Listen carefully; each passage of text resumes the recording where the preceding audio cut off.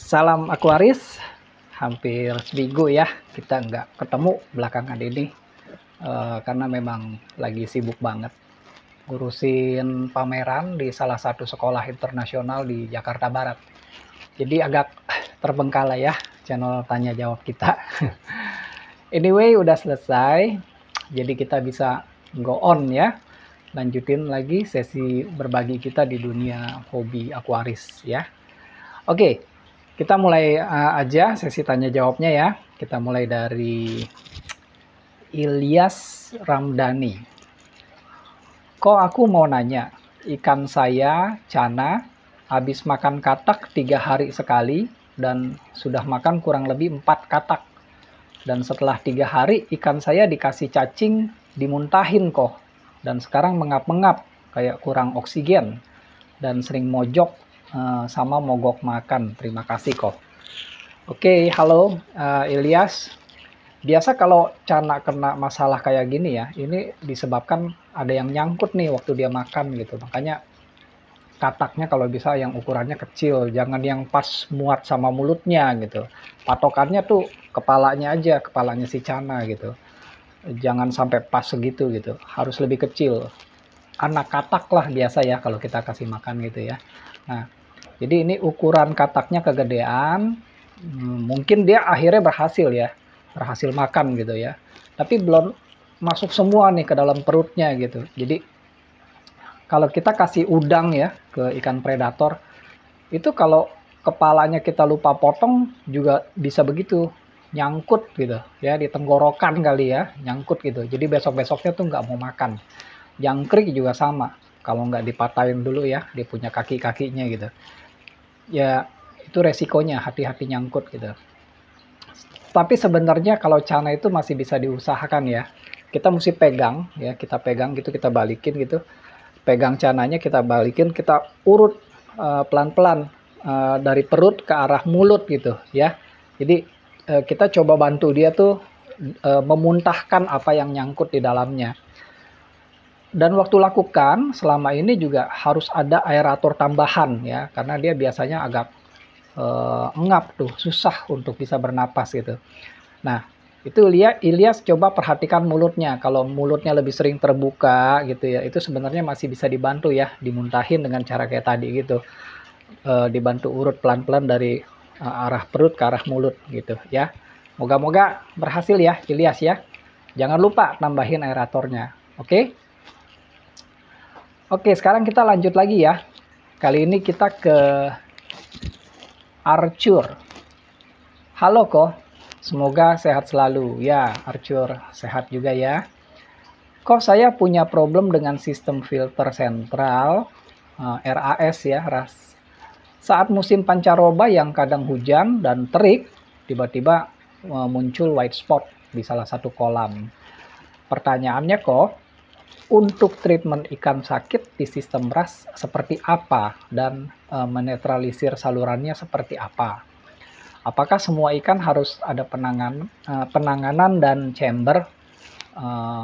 Oh iya, kok isi filter saya pre-filter, mekanis, biologis, UV, sudah disesuaikan dengan volume air dan power head sebagai sterilisasi. Oke, Arthur. Pertama saya ikut prihatin dulu ya dengan kondisi sekarang ya yang lagi terserang white spot ya pada kolam rasnya. Kalau satu kolam gede gini kena masalah white spot emang nggak mungkin sih ditanganin satu persatu ya. Nah ini bisa kita lakukan dengan cara pengobatan langsung ke kolamnya ya. Cuma yang pasti nggak bisa instan ya, paling cepat 1 bulan baru bisa bersih dari white spot gitu. Baik di kolam maupun di filternya. Arthur bisa beli obatnya tuh di apotek, namanya metronidazole ya. Metronidazole biasanya bentuknya tablet ya. Kalau dapat yang udah bentuk bubuk itu lebih bagus lagi. Tapi kalau nggak bisa nggak apa-apa, pakai yang tablet aja. Nanti kita tumbuk ya di rumah sampai halus sampai jadi bubuk gitu. Nah, metronidazole ini aman buat bakteri nitrifikasi. Dia hanya punya efek fatal terhadap bakteri yang anaerob. Jadi nggak usah khawatir untuk bakteri-bakteri baik kita yang udah lama kita pelihara ya di media filter ya. Nanti dosisnya 3 gram per 50 liter air. Jadi Archer nanti hitung sendiri ya, berapa kapasitas kolamnya Archer, lalu tinggal tumbuk metronidazolnya sebanyak yang dibutuhkan. Yang penting diingat tuh pengobatannya harus diulang ya, setiap 2 hari sekali gitu. Itu kita lakukan selama 3 minggu berturut-turut ya.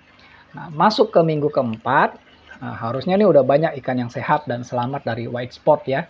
Jadi di minggu keempat tuh kita cukup 3 hari sekali aja pengobatannya ya. Setelah minggu keempat selesai, harusnya sih udah sehat semua ikan-ikannya ya.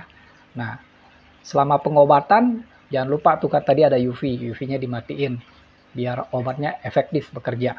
Udah gitu aja. Setelah 1 bulan kalau udah selesai pengobatan, mau ganti airnya separuh boleh gitu ya, atau mau tambahin karbon aktif untuk penyerapan sisa-sisa dari obat-obatannya ya gitu. Oke.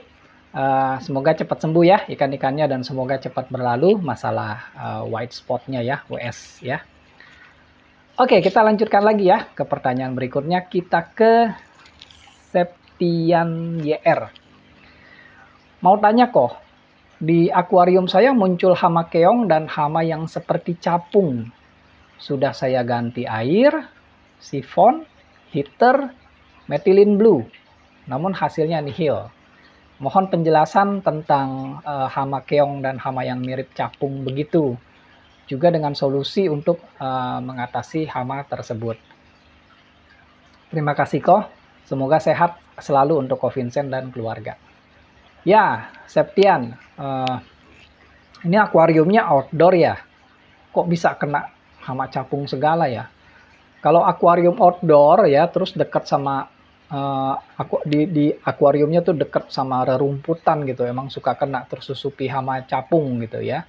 Rumput yang putus, tertiup angin ya, terus masuk ke akuarium, itu berpotensi ditempeli telur capung yang cukup banyak ya.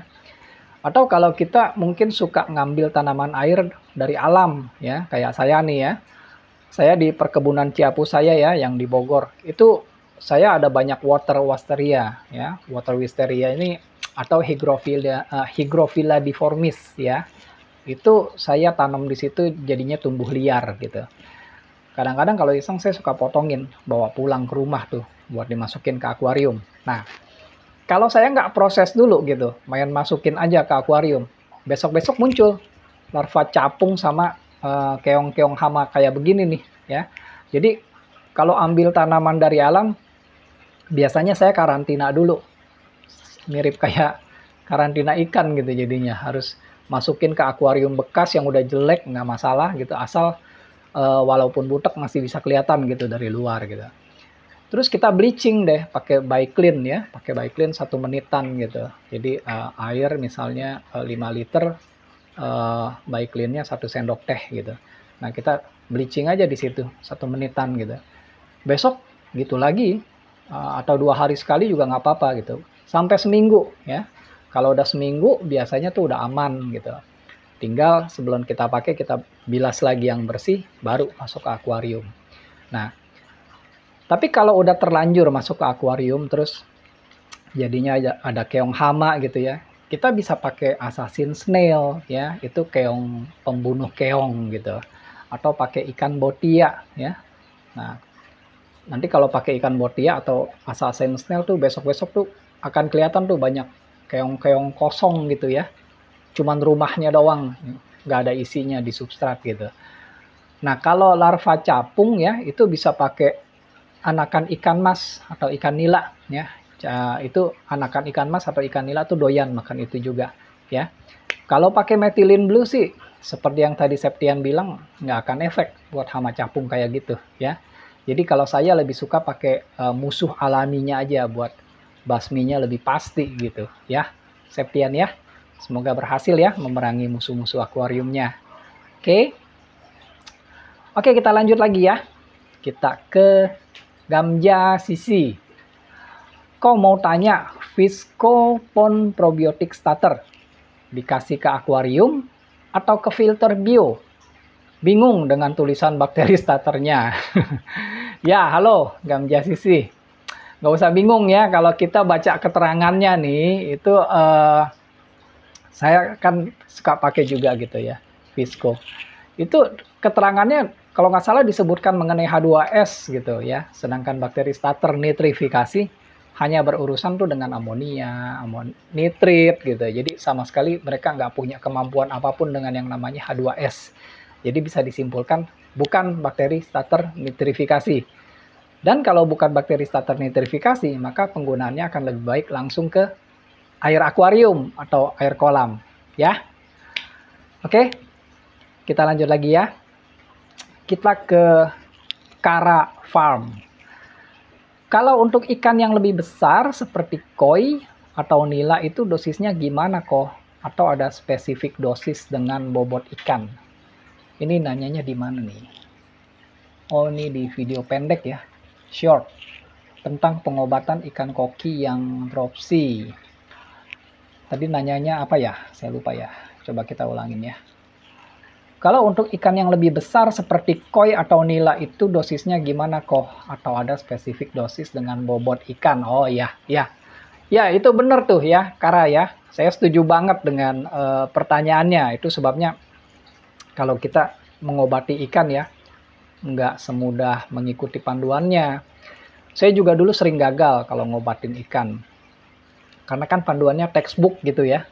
Lihat aturan pakai gitu pada kemasan obat, sementara aturan pakai itu saat dibuat juga nggak pernah mikirin ikan kita ini ikan apaan gitu, ukurannya sebesar apa gitu ya. Misalnya buat ngobatin ikan gapi sama ikan koki yang 15 cm misalnya gitu.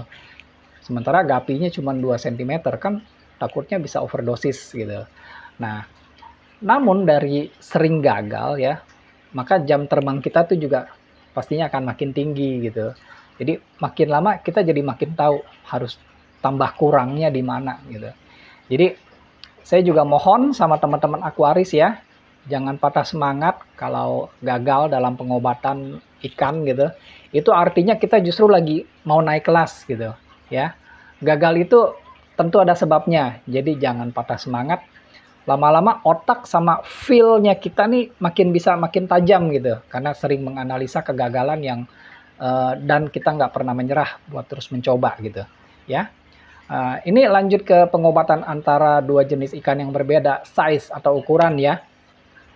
Kalau selama jenis penyakitnya adalah jenis eksternal, maka aturan pakainya benar, karena didasarkan pada wadah karantinanya. Berapa mililiter buat berapa liter air gitu kan, ya, atau berapa miligram buat berapa liter air gitu. Jadi biasanya memang kita harus bisa menentukan sendiri gitu. Kalau ikannya gapi, kan wadah karantinanya juga pengobatannya wadahnya nggak gede gitu ya, kan ikannya kecil gitu. Kalau ikan koki kan otomatis wadahnya lebih besar gitu, nggak mungkin pakai wadah yang buat ikan koki. Nah, maka tadi aturan mengenai berapa mililiter atau berapa miligram buat berapa liter air itu sudah termasuk dengan apa ya istilahnya, aturannya sudah benar untuk diikuti gitu. Tapi yang jadi masalah memang kalau penyakitnya internal, kayak dropsy tadi yang ditanyakan Kara gitu. Kan kita mungkin mau memberikan antibiotik ya, secara injek gitu ya. Nah ini otomatis harus kita perhitungkan untuk ukuran si ikannya. Saya sendiri sebenarnya nggak pernah menemukan dosis yang tepat ya. Jadi patokannya saya masih pakai patokan pengobatan ikan koki aja. Tapi kalau ikannya lebih besar ukurannya gitu, saya paling frekuensi pemberian obatnya aja yang saya tambahin. Jadi biasanya kalau misalnya buat ikan koki itu sehari 2 kali, maka kalau untuk ikan koi atau ikan nila yang lebih besar, pemberian obatnya bisa saya kasih 3 kali atau 4 kali atau misalnya dalam beberapa jam gitu ya. Nah, tapi kalau dosisnya masih sama, jadi frekuensinya aja yang saya mainin. Gitu kira-kira ya, Bung Kara ya. Memang harus pakai feel sendiri sih untuk menentukan dosis yang tepat gitu buat ikannya. Tapi lama-lama kita terasah di situ gitu. Oke? Oke, kita lanjut lagi ya. Kali ini kita ke waduh siapa ini? Ini saya kena di spam ini ya. Ini nggak ngerti nih maksudnya apa ya. semuanya di video bakteri fotosintesis ya. Ya mungkin nggak setuju dengan pembahasan saya, padahal saya juga udah bilang berkali-kali nggak perlu setuju 100% dengan pendapat saya ya. Saya juga menghormati perbedaan pendapat. Cukup gak usah nonton video-video saya gitu, atau nggak usah follow saya, kan beres ya. Nggak usah spam-spam video orang segala gitu. Ya udah ya, kita skip aja. Kita cari yang beneran punya keperluan bertanya. Nah, ini ada dari Ahmad Zailani. Selamat siang, Ko Vincent. Ko, mengenai treatment serat kacang polong atau daun-daunan hijau ya. Cara penyajiannya seperti apa, Ko? Setiap hari atau seminggu sekali aja, Ko? Mohon pencerahannya. Sehat selalu, Ko Vincent. Salam akuatik. Ya, Ahmad, salam akuatik juga. Kalau saya di rumah sih ada satu hari puasa buat ikan-ikan saya ya. Biasanya di hari Sabtu tuh saya puasain gitu. Jadi puasa itu sebenarnya bagus banget buat jaga kesehatan ikan kita ya. Ini sebenarnya saya juga taunya nih dari teman muslimnya saya. Kan ada waktu di mana para umat muslim tuh berpuasa gitu ya. Nah, setelah saya pelajari itu, ternyata saat berpuasa itu tubuh makhluk hidup itu melakukan detoksifikasi ya. Dia membersihkan dirinya sendiri dari dalam. Dan ajaibnya ini dilakukan tanpa penggunaan obat, hanya dengan cara berpuasa gitu. Jadi saya terapkan itu pada ikan koki sayang. Di Jepang juga sebenarnya punya kebiasaan melakukan puasa 1 hari pada ikan koi mereka gitu, untuk jaga kesehatan ikannya gitu. Bahkan ada yang berpendapat seminggu 2 kali berpuasa gitu buat ikan-ikan koinya. Nah, kalau saya Sabtu puasainnya. Minggunya itu adalah hari makan kacang polong atau sayur hijau. Kalau saya gitu ya. Kalau kacang polong itu kayak gini. Jadi kita buang kulitnya dulu ya. Kita buang kulitnya dulu. Kan tinggal kacang polongnya kan. Nah, ini kan kacang polong nih nanti bisa dibagi 2 gitu. Nah, ini kalau buat ikan koki saya ya, habis dibagi 2 gitu, saya bagi lagi setengahnya. Kan jadi 1/4 ya kan. Nah, dari yang 1/4 itu saya bagi setengah lagi, jadinya 1/8 gitu. Nah, ini tinggal dikasih aja ke akuarium. Nanti kan kacang polongnya tenggelam gitu. Ada juga yang mungkin masih mengambang, tapi lama-lama bisa tenggelam gitu. Ntar pada makan gitu, pada lahap ya, karena kemarin mereka biasanya kelaparan kan, nggak makan, puasa 1 hari gitu. Jadi kalau ikan kokinya belum doyan makan kacang polong, caranya bisa dipuasain dulu ikannya ya, sampai mau makan. Lalu kalau sayur hijau ya, yang saya sering kasih tuh daun bayam. Daunnya aja, jangan sama batangnya. Karena batangnya biasa mereka nggak gitu mau makan ya, nggak dimakan gitu. Ntar malah busuk, bikin kotor air gitu. Bayamnya nggak usah direbus, cukup daun bayamnya yang udah layu ya. Jadi dipetikin dulu, dibiarinin aja, nanti kan dia akan layu gitu. Karena yang layu itu lebih mudah dimakan sama si ikan daripada daun bayam yang masih segar, yang baru dipetik gitu ya. Gitu ya Ahmad ya, jelas ya. Oke, kita lanjut lagi ya. Kita ke Dani Perdana. Dalam pengobatan selama seminggu atau lebih, ikan dikasih makan nggak? Ini nanyanya di menyembuhkan white spot dalam 3 hari ya. Oh, ini pengalaman saya waktu ngobatin si jenong flower horn atau lohan ya, waktu kena WS ya. Seingat saya sih waktu sakit 2 hari pertama emang nggak mau makan, dikasih juga percuma gitu. Jadi di hari ketiga kayaknya dia baru mulai ada nafsu makan gitu. Tapi menurut saya sih dipuasain aja selama pengobatan. Kalau udah 3 hari dipuasain, baru dicoba kasih makan di hari keempat ya. Gitu aja. Oke, selanjutnya kita ke Gugach. Ini lagi-lagi Gugach nanyanya banyak ya. Berentet sampai 3 kali. Oke, kita jawabin satu-satu ya. Pertanyaan pertama, sarannya untuk bioflok lebih baik terkena sinar matahari atau tidak? Oh ya, udah pasti lebih bagus yang terkena sinar matahari dong. Kan banyak menggunakan bakteri fotosintetik juga gitu ya di kolam bioflok gitu ya. Jadi karakteristik bakteri fotosintetik kan akan lebih bagus kalau ada sinar matahari. Gitu ya, simple aja ya. Lalu pertanyaan kedua, untuk merek probiotik khususnya untuk Biofloc, ada saran? Bukan mereknya sih ya, tapi kita harus cari produknya punya bakteri Biofloc yang dibutuhkan nggak gitu. Kalau mereknya kan ya bisa aja di sini ada, belum tentu di sono ada, di tempat sana gitu ya. Jadi kalau Biofloc itu usahakan ada bakteri Bacillus subtilis, itu yang pertama ya. Kalau mau mereknya Aqua Enzym tuh ada Bacillus subtilis gitu. Atau Promix Plus ya, itu juga malah lebih lengkap tuh Bacillusnya gitu, sampai dia juga ada fotosintesisnya juga kalau nggak salah ya, yang Promix Plus gitu ya. Jadi saran saya cari bakteri yang dibutuhkan, bukan mereknya ya. Lalu pertanyaan ketiga, Mopase, ini maksudnya molase kali ya. Molase diganti gula pasir bisa-bisa aja kan, khususnya untuk probiotik perikanan.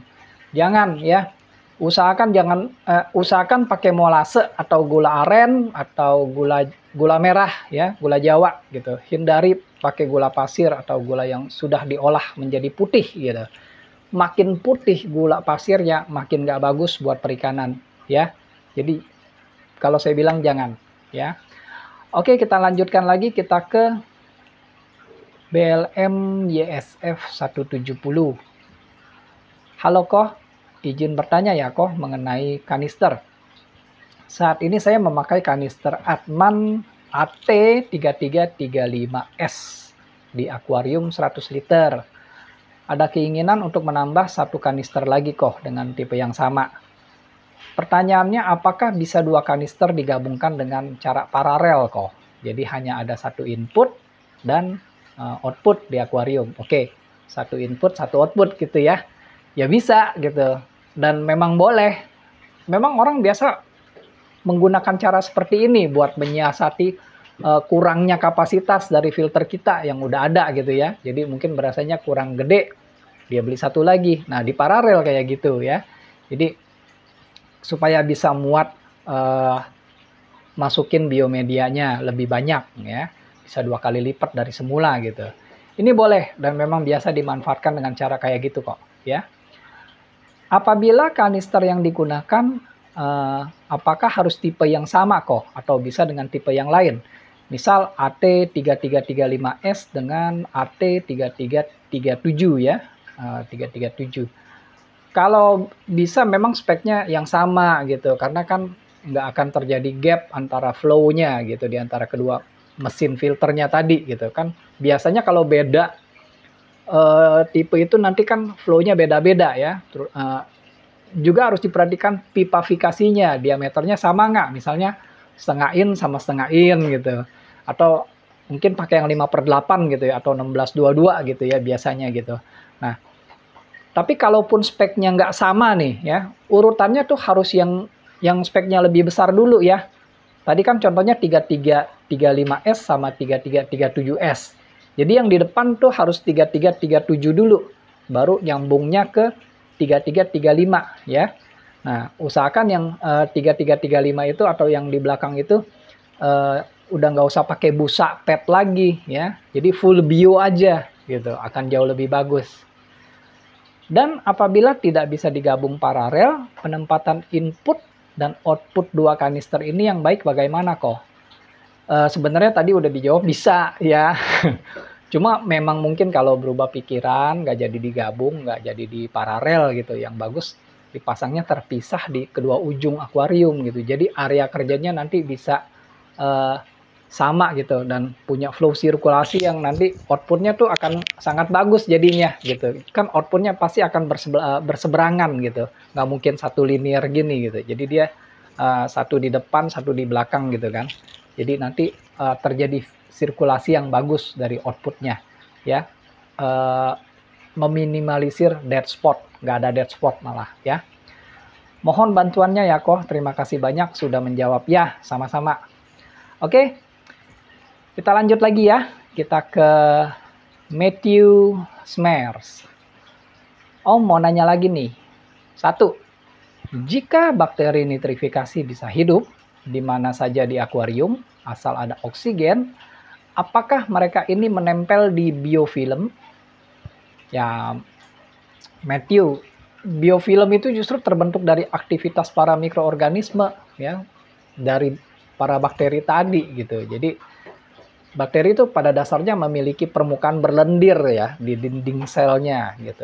Nah, ini lapisan yang berupa protein, polisakarida gitu dan lain-lain. Nah, pada saat mereka berdekatan, lapisan ini akan jadi makin meluas, makin membesar gitu, semakin tebal. Nah, maka jadi biofilmnya gitu, menandakan bahwa sudah terjadi koloni bakteri di situ gitu ya. Berapa lama dari awal setting akuarium sampai terbentuknya biofilm? Kalau di dalam air, terbentuknya lapisan biofilm itu jauh lebih cepat daripada di luar air ya, seperti di darat atau di udara gitu. Jadi bakteri kalau udah ada di dalam air, dia justru lebih cepat pembentukan biofilmnya. 1 jam aja juga udah terbentuk gitu ya. Cuma mungkin terlalu tipis ya, belum bisa kita lihat oleh mata. Kan lapisannya mungkin masih beberapa mikron gitu ya. Nah, jadi kita mungkin masih belum mampu melihat ya. Terima kasih atas jawabannya Om. Sukses selalu ya. Sama-sama Mat. Oke, kita lanjut lagi ya. Kita ke Abai Channel 82. Kok izin tanya lagi? Ceritanya saya buat larutan bakteri starter dari salah satu produk. Ketika saya larutkan, kok bubuknya nggak mau menyatu dengan air. Biasanya kan larut menyatu dengan air dan keruh. Tapi ini kok nggak mau menyatu. Saya aduk-aduk juga tetap aja menggumpal dan berbusa kok. Saking penasarannya saya coba kasih ke kolam nila. Itu ikan pada loncat-loncat. Ini kenapa ya kok? Rencana mau saya kasih ke kolam koi, tapi nggak jadi kok setelah lihat reaksi ikan nila yang pada loncat. Mohon penjelasannya kok. Terima kasih dan salam sukses, sehat dan berkah selalu kok. Ya, sama-sama Abai. Ini sayang banget ya, Abai nggak infokan produknya apa gitu, nama produknya ya. Jadi saya sulit juga jadinya buat memastikan barang yang dipakai itu apa gitu. Apakah benar itu bakteri starter gitu ya. Produknya siapa gitu. Jadi bisa sekalian aja saya review. Saya kan kalau bagus pasti saya bilang bagus produknya, tapi kalau jelek ya saya bilang apa adanya gitu ya. Nah, ini kan tadi infonya bentuk bubuk gitu ya. Curiganya saya sih mungkin waktu pas lagi penyimpanan, waktu pas lagi naruhnya itu di area yang nggak bener. Misalnya tempat yang panas gitu ya, jadi menyebabkan si bakteri itu memaksa dirinya untuk masuk ke masa dorman ya dalam bentuk spora gitu. Jadi kan memang, nah kalau dalam bentuk spora nih memang lebih susah, jadi dia harus direndam jauh lebih lama gitu. Seharian misalnya, nanti dia akan mulai menyatu dan mulai larut perlahan-lahan dengan air. Jadi nggak bisa instan gitu ya. Nah, kemudian tadi juga disebutkan saat diberikan ke ikan nilanya berlompatan. Nah, ini sebenarnya kita nggak bisa ngelihat begitu aja ya. Ikan nila dilemparin pasir aja juga lompat kan, karena dikira dia dikasih makan gitu ya. Jadi kita harus lihat dampaknya dulu atau efeknya gitu. Kira-kira merugikan nggak gitu. Si ikan jadi pada flushing nggak semuanya misalnya karena gatal misalnya terkena bubuk tadi ya. Lalu flushing gitu. Jadi kan mereka berusaha garuk-garuk tubuh ke dinding atau ke dasar kolam gitu ya. Atau ada merah-merah nggak kayak iritasi gitu ya. Jadi menurut saya informasi cerita yang disampaikan Abai ini masih belum cukup untuk dibuat kesimpulannya ya. Ikan nilanya sakit apa enggak? Kalau enggak ya paling itu tadi yang saya bilang. Mungkin pada ngira lagi dikasih makan gitu. Tapi kalau benar jadi sakit atau iritasi dan lain-lain, kemungkinan bakteri starternya sudah berubah ya. Mungkin tutupnya kurang rapat gitu. Jadi tersusupi jamur atau bakteri patogen ya atau bakteri anaerob yang lainnya. Kayaknya begitu ya, Abai ya. Oke. Kita lanjut lagi ya. Kita ke Nurhida Aprian. Selamat malam, Ko Vincent. Mau tanya Epsom salt, garam Inggris, itu bisa mematikan bakteri baik PSB dan E4 nggak ya? Kok? Soalnya ikan blue electric saya bolting, perut kembung, jadi saya kasih Epsom salt. Terima kasih sebelumnya kok. Semoga semakin sukses YouTube tanya jawabnya kok. Ya, oke, Nurhida. Makasih ya doanya ya. Epsom itu bisa mematikan bakteri, tapi nggak parah. Dia mah nggak terlalu keras gitu ya. Jadi masih terbilang aman. Nggak ada 10%-nya lah kalau kita bandingkan dengan garam ikan biasa gitu. Jadi nggak perlu terlalu diperhitungkan ya, nggak perlu terlalu dikhawatirkan. Jadi termasuk aman lah kalau saya bilang gitu ya. Nah, cuma kalau pemberian Epsom ini nggak boleh lebih dari 10 menit loh ya. Jadi kalau misalnya ikan blue electric ya, blue ramirezi, kan ikannya kecil nih, jadi dia hanya boleh direndam maksimal 10 menit, 2 kali sehari ya, pagi dan sore. Cuma larutannya boleh dipakai berulang kali gitu buat besok-besoknya gitu. Kalau mau ulang perendaman tuh boleh. Tinggal diaduk-aduk aja biar larutannya kembali homogen ya sebelum digunakan ya. Gitu ya caranya ya. Saya doakan ikan blue ram-nya cepat sembuh ya. Oke, kita lanjut lagi ya. Kita ke Arsyaka. Maaf Pak Vincent mau bertanya. Saya penghobi pemula, baru running kolam 5 bulan. Sumber mata air yang kita gunakan dari sumur bor dengan kisaran pH kurang lebih 4. Wow, lumayan asam. Iya, rendah banget ya. Soalnya kita ada di kawasan gambut. Oh, ya pantas. Air kolam saya naikkan pH dengan CaCO3. Oke, kalsium karbonat ya. Dan kondisi pH sekarang normal berkisar 7,4. Bagus. Tapi yang jadi bingung jumlah TDS sangat tinggi di angka 1870. Jadi yang saya tanyakan, apa yang mendasari TDS kolam saya sangat tinggi, Pak? Secara TDS sumur bor yang kita pakai di kisaran kurang lebih 180. Mohon dijawab, Pak. Kayak bumi dan langit ya, Arsyaka ya. Dari 180 sampai ke 1870. Itu tinggi banget gitu. Tapi memang begitu ya Arsyaka. Kalsium karbonat yang ditambahkan ke dalam air kan nanti akan bereaksi dengan asam gitu. Sehingga dia akan terlarut. Nah, saat terlarut ini akan melepaskan mineral gitu ya. Nah, dan kemungkinan kalau pelarutannya nggak rata akan ada sejumlah CaCO3 yang menggumpal gitu di dasaran kolam gitu. Jadi caranya sebenarnya harus dilakukannya tuh bertahap, perlahan-lahan gitu ya. Sejumlah CaCO3 dilarutkan dulu nih dengan air di kolam atau di ember, diaduk rata, dituang juga yang rata gitu. Boleh juga di output filter biar tersebar merata gitu. Kita biarinin 3 jam, lalu ukur kenaikan pH-nya berapa gitu. Biarin dulu air seharian. Kalau udah habis begitu, besok baru di action lagi kalau kurang pH-nya gitu. Jadi emang nggak boleh pH tuh langsung kita naikin ke angka yang kita mau ya. Nah, jadi kayak gitu, memang harus pelan-pelan. Kalau enggak, nanti TDS-nya akan terlalu parah naiknya. Oke? Yuk kita lanjutin lagi ya. Kita ke Wery Cesar. Menit 16.50, permisi kok.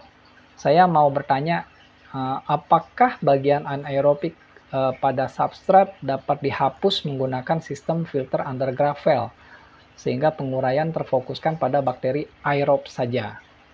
Lalu, apakah probabilitas lonjakan amonia jika menggunakan sistem filtrasi under gravel dan bagaimana cara menanganinya? Terima kasih kok. Semoga Koko sehat selalu. Ya, oke, Wery. Thank you buat doanya sama-sama ya. Untuk under gravel ya. Di awal start memang semuanya akan berjalan lancar nih kalau under gravel. Masih baru, masih kosong gitu. Jadi masih bakteri aerob yang lebih banyak dibandingkan dengan bakteri anaerob ya. Namun nanti seiring berjalannya waktu, secara perlahan itu akan terjadi penumpukan materi organik di bawah ya. Nggak peduli, walaupun bagian bawah itu dibuatkan infrastrukturnya dengan pipa-pipa yang berlubang ya biasanya gitu ya. Yang terkesan seolah-olah ada sejumlah ruang yang cukup untuk jalur udara gitu ya. Ini juga lama-kelamaan akan tersumbat ya, istilahnya seperti kayak bom waktu gitu ya, yang akan meledak gitu suatu saat. Tapi memang waktunya cukup lama, nggak mungkin sebentar kita bikin under gravel terus kayak gitu, udah langsung mampet gitu ya. Jadi tergantung dari model under gravel yang dibuat juga sih ya. Nah, lonjakan amonia nih sudah bukan hal yang dikhawatirkan lagi di sini ya kalau pakai under gravel, tapi yang lebih berbahaya dari itu yaitu H2S, malah lebih dominan daripada amonia ya. Nah, untuk handle masalah seperti ini biasanya sistem under gravel ini harus dibuat ruangan yang lebih besar lagi, yang cukup di bagian bawah. Jadi kita nggak boleh pelit-pelit nih waktu mendesain ruang bawahnya untuk pipa-pipa under gravelnya ya.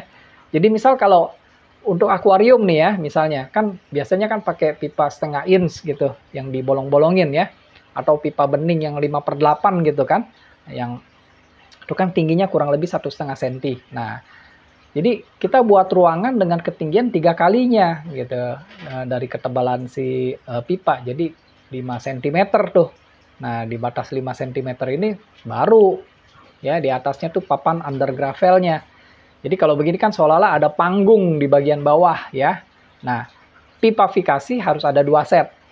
Set yang pertama yang buat aerasi, yang biasa tuh ya, buat sirkulasi dari bawah ke atas gitu, lalu keluar dari lewat output di atas gitu. Jadi nanti kan partikel kotoran terhisap masuk ke bawah kan, jadi air akuariumnya jadi sangat bening gitu. Nah, set pipa yang kedua ini untuk maintenance-nya atau perawatannya. Jadi ini nanti lumpuran organik suatu saat kan akan menebal ya di bagian bawah ya. Ini tinggal sedot keluar aja melalui pipa yang sudah disediakan yang ini gitu, yang kedua ya. Oke. Saya rasa cukup segini dulu ya. Moga-moga besok-besok udah bisa mulai diterusin lagi sesi tanya jawabnya ya, agar semua yang nanya terjawab. Oke ya, saya sudahi dulu sampai di sini. Kita bertemu lagi di kesempatan yang akan datang. Terima kasih sudah menonton. Salam Aquaris.